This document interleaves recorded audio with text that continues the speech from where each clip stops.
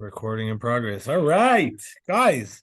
We spoke about doing this for 30 seconds before we decided to make it a reality. This is really exciting. The first episode of Out of Left Field, the Exec podcast. It's going to be a lot of fun this year. This is just going to add entertainment to the league. It's going to add talking water cooler topics, and we're just going to have fun with it. Now, before we start, I'd like to say we are gonna Shiv just left. We are going to say a lot of controversial things. The reason we say this is because it's better for the podcast. It's more fun to be controversial. It's more fun to speak either speak your mind or just say what you got on your on the top of your dome. And so we apologize if anybody gets insulted, and we apologize if anybody gets led down. All we ask is that you take whatever we say. If you don't like what we have to say, take it and use it as motivation, bring it to the field, and shove it in our mouths, shove it back in our mouths. We're not going to be afraid to say anything. This is really off the cuff. This is no holds barred here. Feel free to say whatever's on your mind. This is really exciting time for us. Before we start the show, I want to send a thank you to the podcast guru, Jason Portnoy himself, for doing absolutely nothing for this podcast. And thank you for nothing, Jason. Now we're ready to start. Where to start? The league has been going great so far. We're just about quarter of the way through, right? Most people played 6 games. How many do we have in total? Yeah, about 5 or 6. We have 5 or 6. 24 game season. 24 games. So we're just at a quarter way right now. We're just at the quarter mark, and there's lots to talk about, lots of stories. And we're going to get underway. Now, we're going to get underway with this topic. It's also a bit controversial, but we're going to talk about it. John Gal, arguably one of the best pitchers in Exec League, I guess historically, getting rocked. John Gal is getting rocked. Now, I have not seen a Gal get pounded like this since Tommy and Pamela Anderson came out with their video those years ago. So the question is it the pitching or is it the fielding? Mitch, we'll start with you. So I've seen three of Gal's games, and about 2 is the pitching and 1 was the fielding. But I really think the turning point was when he sat Richler, and then karma just sort of turned against him. That's really that was the turning point right now for Team Azurzer. There's some there's some all right. I like that. There's some still ill will towards that play where when Richler got magically injured after playing the field. Yeah, he couldn't go to his take his at bat in the 9th inning. Yeah. What about you, Shiv? What do you think? Played them the other night. A nice mercy win for Team FDI. I think it's the fielding. I think there's some good pieces. Hassan, obviously great. The Mali kid, future star. But I think it's the defense. I think it's the defense letting down John Gal right now. That's my take. What's the biggest hole on the defense? I'm not going to call out names. A bit of a hole at third base, definitely. I think everywhere in the infield except for shortstop, a couple of holes, and outfield just not getting to balls, not playing a little too deep for my taste. To be honest with you, you've got a challenge in this league if you want to be successable. Yeah, there was no adjustment in the FDI Team Azurzer game. Everything was dropping ahead of them, and they were still playing deep. And the same, they got to adjust. I think Gal actually pitched a decent game. He got a lot of weak contact, bases loaded. I think Shane was up, got him to pop out to left field, ball drop. We ended up scoring 3 runs on the play. So. Okay, because Team Azurzer are sitting right now 1-3-1. They have one victory. Been there. Sorry? I said I've been there. That's better than usual for you. Well, yeah. Shiv, you're historically known as a playoff team, not necessarily the best regular season team, right? Playoff specialist. Playoff specialist. There we go. So right now they're sitting at 1-3-1. They have 75 runs against. That's a lot of runs against. Only one team has more, JB Consulting. They have 95 runs against. But the difference between JB Consulting and Team Azurzer is that JB can put up 82 runs on the board, and Team Azurzer only has 47 runs. Now, what's wrong with the offense? The offense seems a bit anemic as well. On Team Azurzer? Yeah. Yeah, I think their lineup is actually pretty decent. I think at the bottom though, there's a struggle, sort of for the last maybe 4 or 5 guys. But the top is pretty decent. You know, Aviad's also coming back from surgery, so he's struggling right now. He hasn't played in a while, but he's um, hitting well. He's hitting well at least. Yeah, He's hitting but flat for and he'll get there. Hopefully for them, he'll get there. But you know, it's just a bit of an adjustment right now. Uh-huh. Yeah, good standalone pieces. I think they're just not stringing the hits together, right? You're getting 1-2 and then 2 outs, and everybody individually seems to be performing somewhat okay. I think if you look at the averages across their team, but you know, a breakout season for David Barth, I think we're in the midst of, but they got to start stringing those hits together a little more consistently. Yeah, that's for sure. Now, like we're talking about runs against, why is JB Consulting have such a terrible defense? They gave up 80, was it 80? How many runs? 95 runs against. That's 20 more than the next team. That's 20 more. That's a lot of runs. Extra. They played 6 games just like everyone else. Ezerza, the truth is, Ezerza only played 5 games. The Ezerza team only played 5 games, so they still have a chance to let up a 20 spot. But 95 runs against is pretty bad. And I mean, Bobot, I would say, is probably, if not the best, one of the best shortstops in our league. Very consistent, great defense. Bobot's known for his defense, always has been. What's wrong with their defense? Yeah, Their outfield is having a tough time, right? Like, you know, for Elan in right field, I think, you know, they're just having a little bit of difficulty. I think the ball is just being smashed too. I don't know if it's this Ghost Mondo trend that we're seeing, but I've seen a lot of outfielders chasing a lot of balls early this year. So I don't know if it's as much pitching and defense as it is. I think guys are just really hammering the ball. Very warm, nice, humid month of May, and the ball's just been flying around. What do you Yeah, think? I was looking if it was 1 or 2 games, but I'm actually looking in pretty much every game. It's been they've had to put up basically 15 runs to win, so they definitely have to shore that up, or they're gonna be in trouble. But they're they doing still it. manage 4 wins, so they have 82 runs on the season. They can hit. They can definitely hit. They're averaging a lot of runs here. They're what is it? It's they have 82 runs in 6 games. Now they're averaging the most in the league. Their runs for average is most in the league right now. 13.67. But the runs against is above PSB. Just above PSB for runs for. And the runs against is 4 more than the next. So but it's their defense that's a tough way to win. Hindering them. So do you see them do you see anything changing over there? Do you see some adjustments? Maybe the defense, maybe it's just like beginning of the season jitters and they're gonna come into their own, or is it tough times for JB defense for the rest of the season?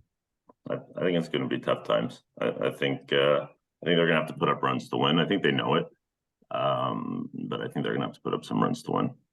Right. Yeah, maybe I'd give Ryan Burke a little chance to get comfortable pitching too. Probably hasn't pitched much in the last decade, so and he's used to pitching in a faster pitch league. That's what I mean. Not a lot right? pitch. So he's so gonna have to. I think there's stuff for him to figure out there. He'll get right. All right, now let's move on to the what I like to call the bipolar bears. Now it's not bipolar bears. You're not bears that can play on both sides, but you're bipolar bears. One day, if you score more than 5, you guys are mercying. But 20 or nothing. That's it. But when you guys lost one game 5-3, and then you win the next game by mercy. What's going on with you guys? I don't know. I think the team is just starting to click. Ton of speed, not a lot of power.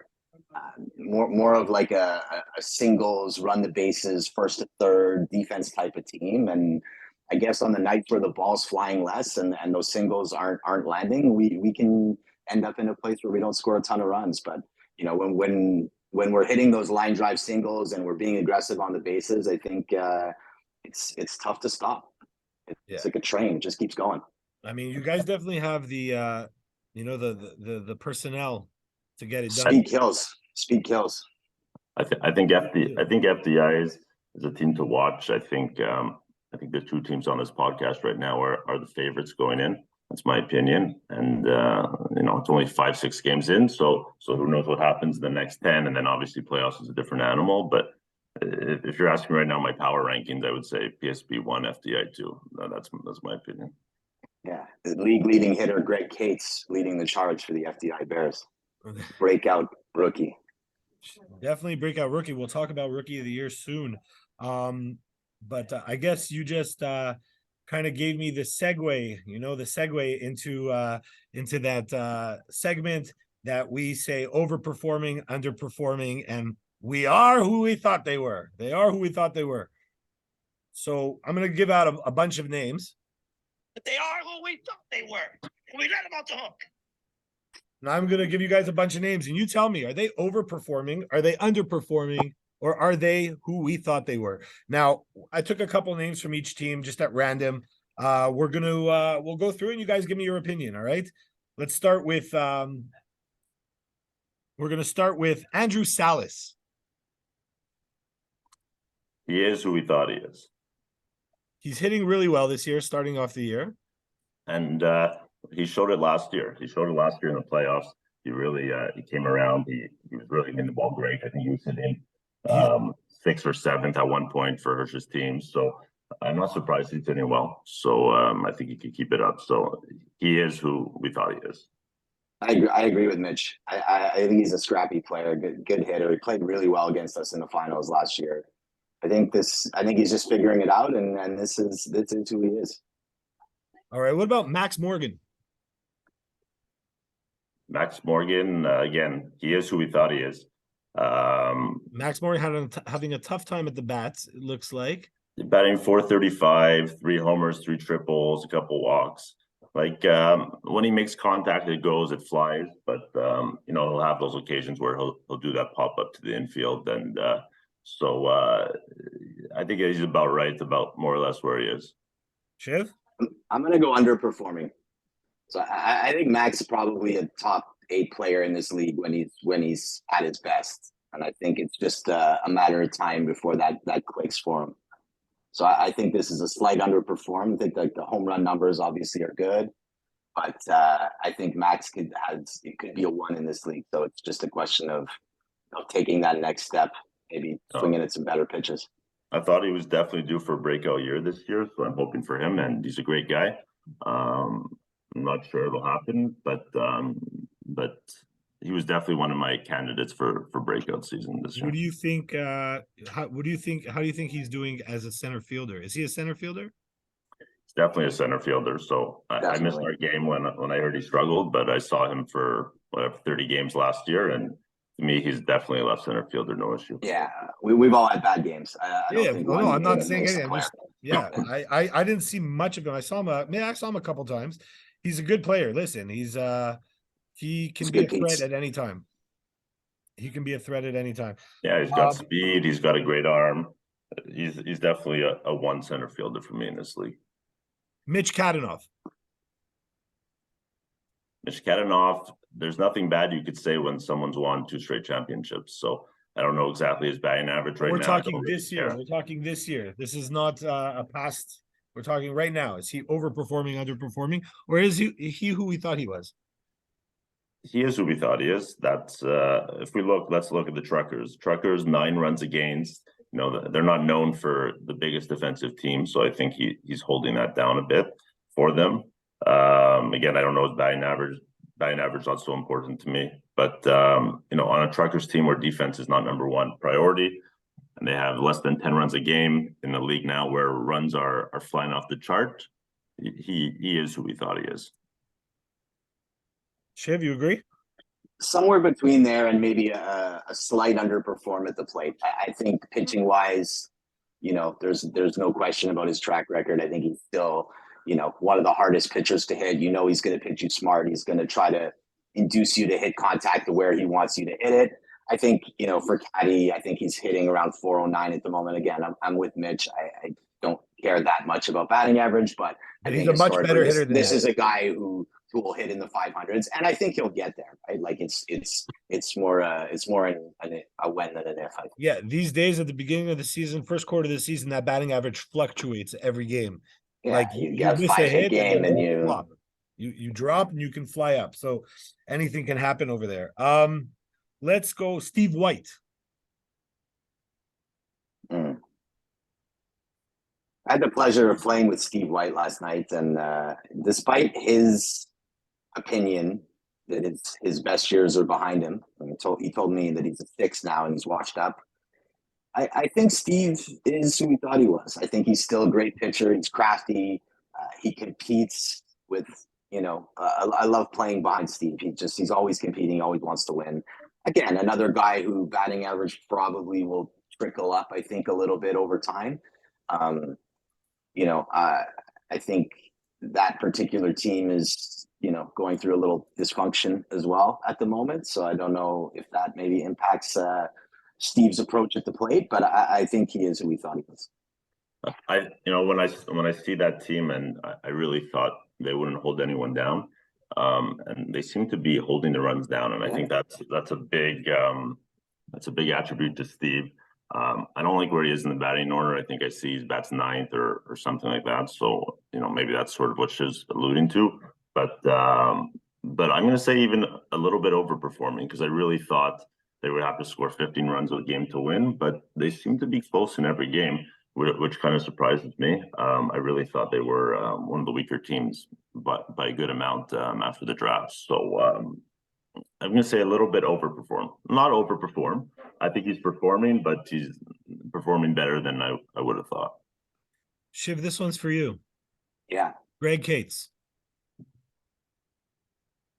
So that's going to be an unpopular opinion, but I think this is exactly who Greg Cates is. So, I played with Cates, I guess, going back almost 10 years, but Greg Cates always smashed the ball. Sorry. Let me just tell you, sorry to interrupt, but at the draft, first of all, I didn't know Greg Cates was signed up for the league. And at the draft, when he was chosen, like my first instinct was, what the hell? That was a steal. Like, because I've played with him before. The guy hits the ball hard. He's not going to hit triples or home runs. He's going to hit the ball. He's going to hit singles, but he's going to hit the ball hard, and he's going to, get people he's going to do what he has to do. He's going to get on base, which is exactly what he's doing at the beginning of the season. And that's been the reality too, right? It's not cheap hits. Like, he's smashing line drive after line drive after line drive. But yeah, he doesn't run great. And I think that's another reason why he has to actually earn his hits, right? Yeah, sure, somebody can drop a ball, but if, Greg Cates hits a ground ball to third base, he's not Jared. He's not beating that out for a single. Like, he's going to be out at first. Yeah. But this is who I expected Greg to be. I think, obviously in this league, if you're, primary first baseman, that impacts where you're drafted. But Greg can really hit. There's no question about that. Darren Teitelbaum. Mitch. So Darren Teitelbaum, he's going hard for that MVP, and he's made that definitely clear. I look at his stats. His stats are good. I know he's playing a solid outfield. It's actually the one team I haven't seen this year. I've seen everyone actually multiple times. I haven't seen Darren live, so I haven't seen Brad's team or Epstein's team live. So I think his stats are showing he's definitely up there for MVP. Is he hitting the ball hard and earning them? Like that, I couldn't tell you. That's the one team I haven't seen, but I think he is who we thought he is. I don't think he's under. He gives 100% no matter what. That's the thing, is he's always going to give his 100, and whether it works or it doesn't work. There's no one who wants to win more than him. There's no one who tries harder than him. You can't ask for more from a player. Is that 100%? If you're giving me 100%, I don't care how bad you are. You're giving me 100%. It's the no one's going to outcompete Darren, right? His compete level is going to be higher than anybody on the field in any game. That's 100% for sure. I think he's arguably the best player in the league. If you look all around, hitting, defense, running, hustle, throwing arm, he really kind of does everything. Like, yeah. Some people will be like, oh, I should have had him out there. He hit the ball to right field and they didn't catch it. But he's strategically hitting the ball there. He sees a fielder he wants to pick on, and he's hitting the ball there, and he's getting the outcome. So can't really knock that. Yeah, and I saw last year in the playoffs, he figured out that pull. He was smoking, the ball over Hassan in the round one. He's a good player. So he figured that out. We'll do two more here. I'm going to go with Kurt Dubo. Kurt Dubor, again, it's Brad's team. I haven't seen him, but I speak to Brad. Is he underperforming, or is he who we thought he was? I think he is who we thought he is. He's playing great defense, and he's not really a threat at the bat. So that's, to me, exactly Kurt Kubo. He's going to give you that defense, but you're getting a weaker bat in the lineup for that. Yeah, I think he's like a premium defender, right? Like, no offense to present company. I think he might be the best defensive second baseman in the league. That's where he plays primarily for Brad. I've seen him make some phenomenal plays. He takes away a lot of hits. Yeah, look, a guy batting 200 in the league that doesn't count errors. I lean to say probably underperforming a bit. Don't think the guy's going to bat 700, but I think that'll normalize a little. So I think there's maybe some underperformance at the plate, but I think defensively he's been phenomenal. Great. Let's go with Randy Rose.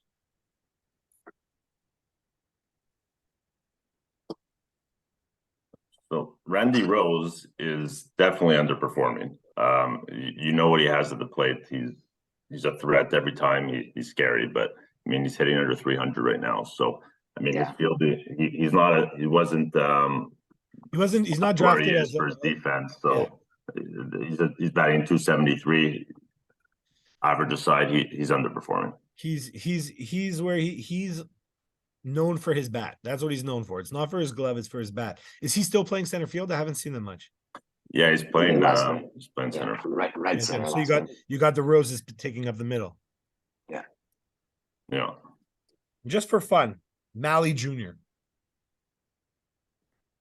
So Mally Jr. is interesting. He's got the swag. He's got it all. He just sometimes, to me, has to he has to limit the throws. No discipline unintended, but sometimes he'll make that throw no matter what to try to get someone, and just has to get a bit more polished with that. I think that's a good take. I think he's a great player, obviously, good fielder, good hitter.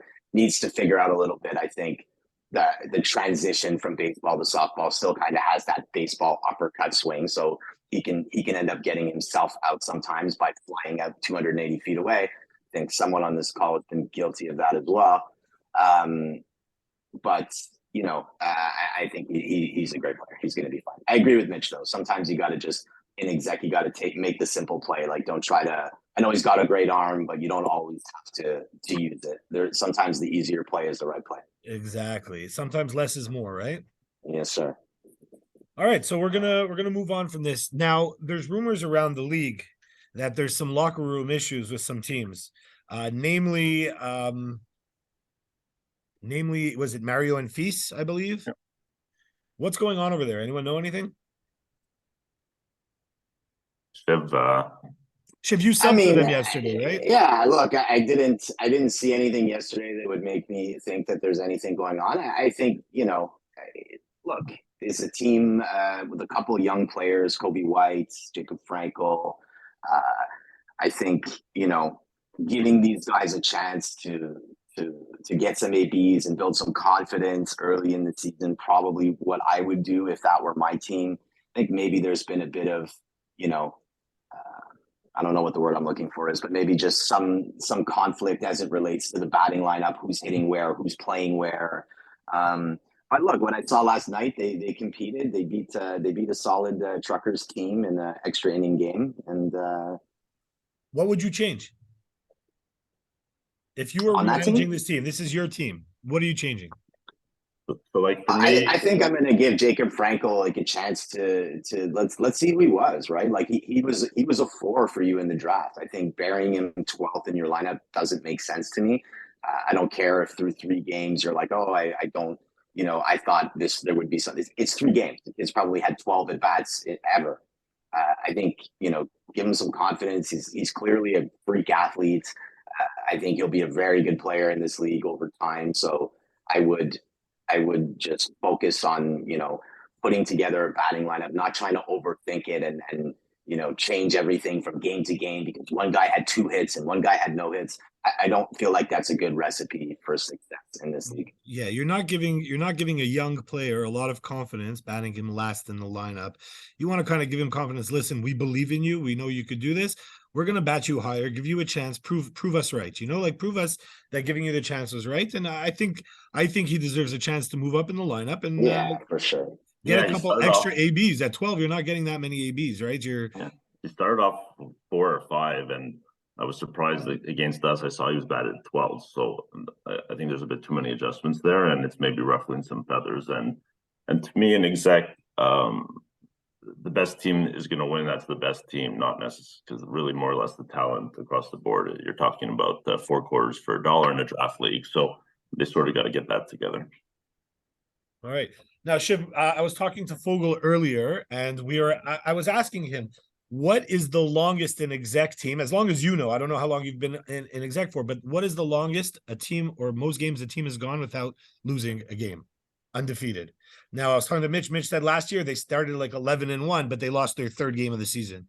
How long has someone gone undefeated in this league? Like at any stretch or undefeated to start a season? To start a season. I'm just saying because it's exec is probably the hardest league to go undefeated. Well, yeah, it's because of a the draft parity. league, right? Yeah. It's all parity. I mean, this would be nothing more than a guess, but somewhere between 5 and 7 games would be my guess. I've only been in the league about 5 years, so I don't know. I guess technically PSB is undefeated at 6 games at the moment, right? You're 5-0-1. 5-0-1, yeah. Yeah. I think that's probably close. I don't think I've seen more. I know, there was the famous bust 9-0 in the playoffs run, but that wasn't to start a season. Yeah, we've Okay. all heard about that best 9-0. Oh yeah, I've heard about it. In And JY terms, texted me about it this morning. in terms of power rankings, now you guys, well, I know Mitch said that it's PSB 1, FDI Bears 2. Finish it up for me. There's another 6 more teams. Give it to me. Want me to finish it up? Yeah. What do you think? Who do you think? I want your final standings. The standings that you think is going to be at the end of the year. Give it to me. I would say PSB 1, FDI 2. I'm going Truckers 3. I'm gonna say I'll say I kind of think Gal's gonna pick it back up. I'm gonna go Gal 4, JB 5, Lynn 6, and then I think it may be Mario Fisa and then the bus. That's sort of what I see right now.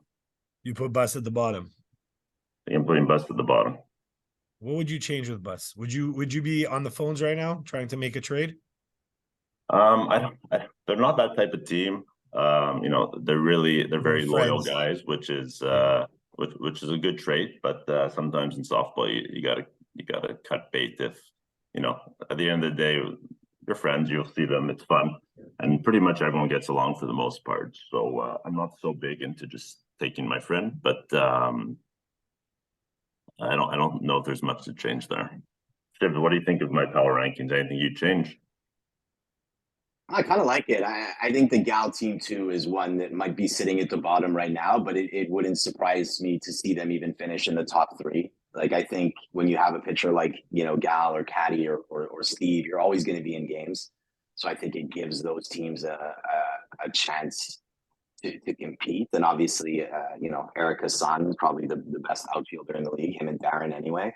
So I guess I'll include Jared too, even if I don't want to. But yeah, I wouldn't change a ton. And I think look, the Boston's hard to judge. I think right now it's not going great, but like I have full faith in Selleck and Hirsch. They usually put together a good product. I think their issue is going to be how do you protect Buckman in a playoff series, right? Like we lost to them earlier in the year. It was a walk-off win. Buckman hit 3 home runs and 7 RBIs. They scored 10 runs. So, put that in the context of a playoff game where maybe I don't throw him a pitch. Who's protecting him? Like who's batting behind Buckman to make sure that he has the bat in Wayne his that hands? guy? Is Wayne that guy? I don't know. I think Wayne's hurting. If you want my honest opinion, I think there's some injury stuff going on there. I think that would have been a guy I definitely would have said underperforming if he had been on that list.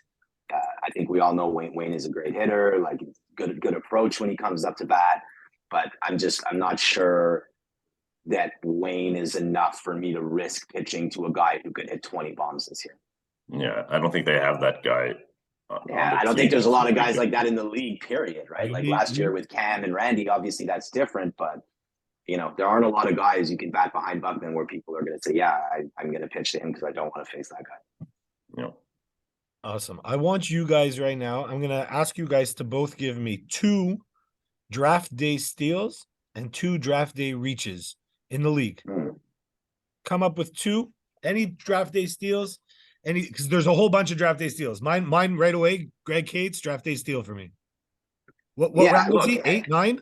He was a 9. Another guy, That's and a steal. I'm gonna stick to my team here. I think Logan Frankel. Like, I think this kid, will put his misdemeanor the other night on this. We'll park that for a second, but the kid's been phenomenal. He can hit. He plays great defense. He's got a good arm. He's a good teammate. He's your third Got baseman? him in this. Yeah, my third baseman. We got him in the 6th round. I think the kid is probably a 4. Like, could even be a 3. Smashes the ball, comes to play, compete levels really high. Obviously have to reel in some of that anger and try to direct it somewhere else. But like, he's a really good player. Yeah, Really nice player. For me, my biggest steal would be Logan Frankel. I Yeah. don't see crazy amount of steals right now. I also, Klinger went into 5, and he's really stepped it up. Maybe he's more of 4. Is he I'm really impressed overperforming or with Klinger. underperforming, Klinger? I think he's performing the way he thought he is. Yeah, he's a legit player. Before I subbed for Shiv last year in the playoff, I didn't think too much of him as a player. But like, I saw him live every game, and he was incredible. He always hit. He hit wherever he wanted. He was catching everything. We let him out. So to me, I would say Logan Frankel. Maybe Klinger. I know he's into 5, so it's not like a steal and a half. But I think that's a good pick. Shiv, you have a second draft day steal? I mean, if I could use Greg Cates, I would, but no. I guess I've seen my team the most, so I'm thinking most about them. Look, another guy who maybe at the beginning I didn't love the pick, but from what I've seen of him, I think he's going to be a really good player. Is Seth Eliahu, the pitcher? I love Seth. For the Bucks. He's also just a good guy. He's He's just great guy, he's a good dude, and like, he's another guy. Like, he just competes, and like, I think he's going to be a great pitcher in this league. Maybe at the draft, I thought they had other needs when that pick came up. Like, Ed Stock still sitting on the board. I think they really needed a bat. Not sure I wouldn't have gone in that direction, but I think it worked out. I think Seth is going to be great. He hustles hard, hits line drives, great pitcher, and just like you said, just a good pitcher. Shiv, if you were managing the Flint Tropics, would you have allowed yourself to be forced to take that last pitcher pick? I don't think they really had a choice, right? But the Epstein captaining and being an 8, I think to prevent that, they would have had to have gone pitcher in the 7th. And I think they just had other needs in the 7th. Like, it wouldn't have made sense. I think they didn't expect Bus to pick Seth in the 8th, and they thought that, one of Ethan or Seth would be available to them in that 9th round. But it didn't play out that way.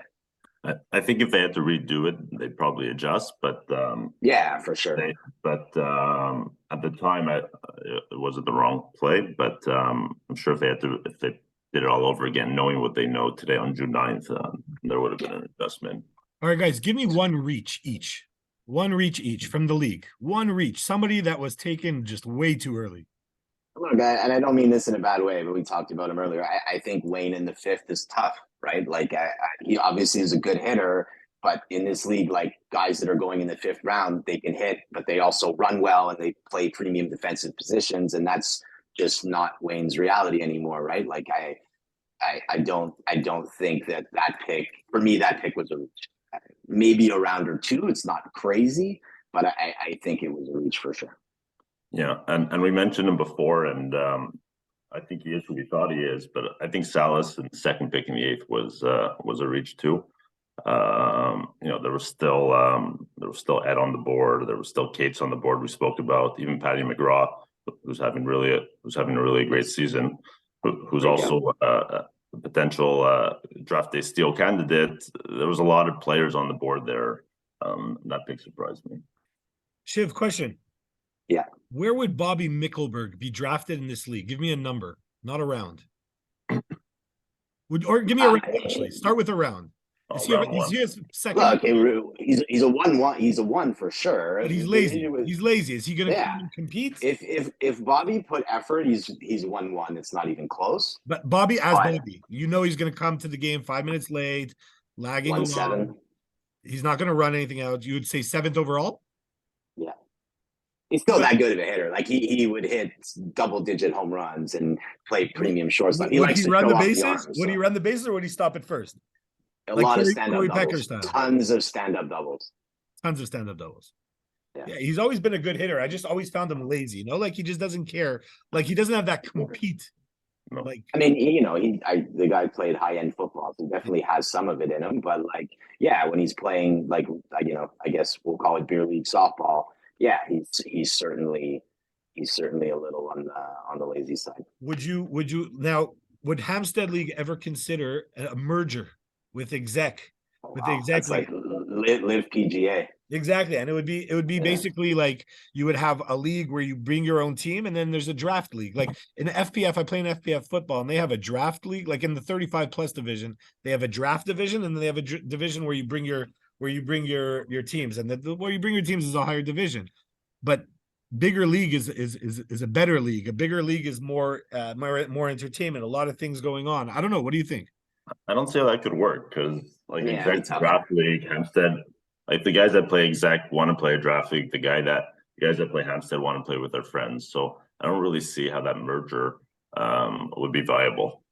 All right, just a thought. You could create one website, be under one roof. But I get it. I feel like a lot of younger guys too. Like if you give them the option to play with their friends, they're always going to choose that option.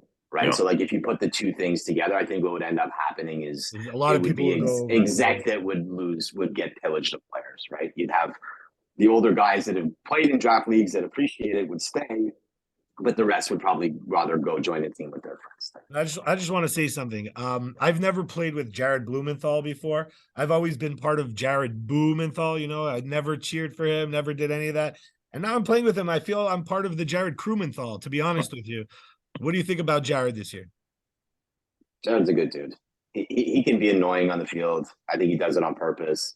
But I think when you're his teammate, yeah, good it's teammate, a different ballgame. He's all about positivity, all about building your character, your confidence, and I love that about him. And I never got to see that from him because I was always on the other side, where he's yelling, "Let's go!" And it's like that's all I hear, Like, yeah, he can get under your skin, but he's a good dude and nice guy to have a drink with after the game too. Listen, guys, we have about a minute and a half left of this podcast. First of all, I wanted to thank you guys for coming out. This is a lot of fun. I hope this isn't the last time you guys come out. This has been a great, I enjoyed it. The time went by so quickly. We have tons to talk about. I have so much more that we can talk about that we'll save for next week's games. Just a quick predictions for next week's games. We have coming up. Next week we have FDI. Just give me winner or loser. I'm going to go Mitch and then Shiv. JB Consulting against the FDI Bears. Mitch. I'm going FDI Bears. Shiv. FDI. Code St. Luke against Mother Truckers. Truckers. PSB Flint Tropics. PSB. Mario Feast and Team Zerzer. Team Zerzer. We're 4 for 4, Mitchie. There we go. You go for Team Zerzer over Mario Feast also, Shiv? I do. All right. So in the last minute, I wanted to thank you guys. You guys have been awesome. Your insights are second to none in the league. You guys know this league like the back of your hand. It's amazing. I just want to let the viewers know, like any of the viewers, if you see anything that you want us to add or talk about, if you want to be a guest host, or if